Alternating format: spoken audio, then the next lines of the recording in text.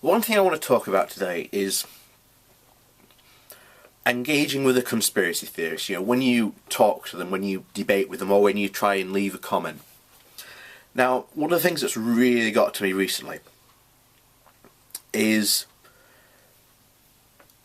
let's start off with the thing of, yeah, anyone has the right to moderate the comment section. I'll agree. I'll agree to that. However, the problem is I don't agree when people have ulterior motives for it,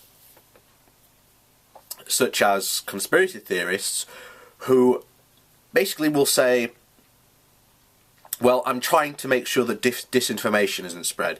I just want to make sure you know that the government doesn't come on and start spreading information, which is literally what I've seen in some videos as the reason why they're moderating comments. As if the government would actually spend time to go through comments and literally troll you. So I find that rather funny. But it goes to show the bloated sense of self-importance some of these conspiracy theorists have. But the reason why they do this is because they don't want to be challenged on their ideas. They don't want to fight, you know, for their beliefs, because they know they can't. They know they're wrong.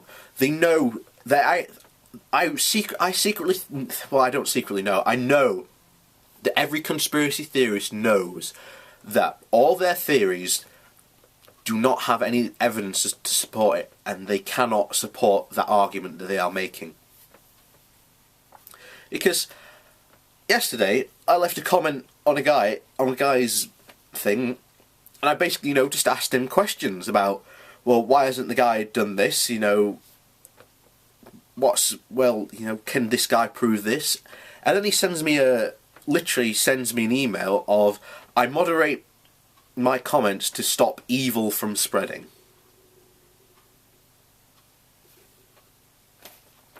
Again, he wasn't interested in, you know, discussing these questions or even trying to answer them, because conspiracy theorists are not interested at all in a exchange of ideas. Now, I know there's going to be some people that see this and think, oh, what about this debate with this conspiracy theorist, or this debate with this guy?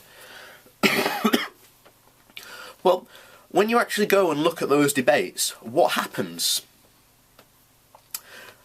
About half of the time, it'll devolve into the conspiracy theories calling the other guy a liar, or literally just throwing, you know, names at him, just calling him an idiot or a moron, or literally just throwing any insult he can to try and, you know, make the guy, you know, other guy look bad, because he knows his audience already agrees with him, and he doesn't want to, you know, try and answer those questions that the other guys, the opposition's putting up against him.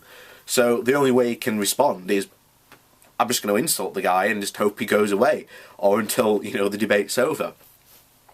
The rest of the time, they will flat out ignore what the opposition is saying and just carry on.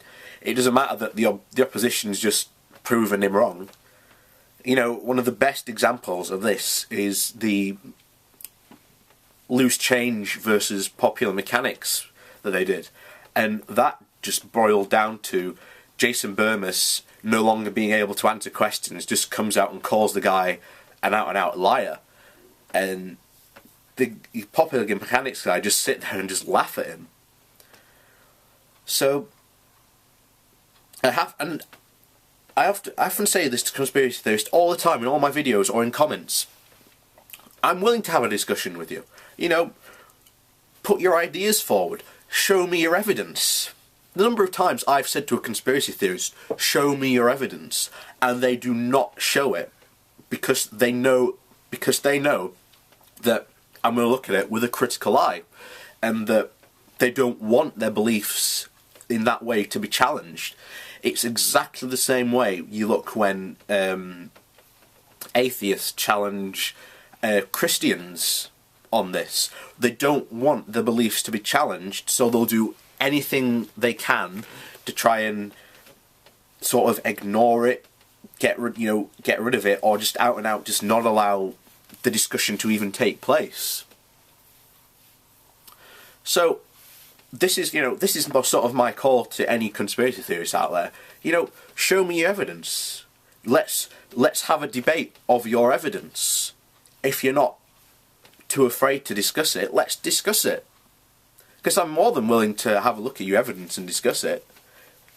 But you've got to also accept that I'm going to look at it with a critical eye. I'm not just going to accept what is written straight away on the paper.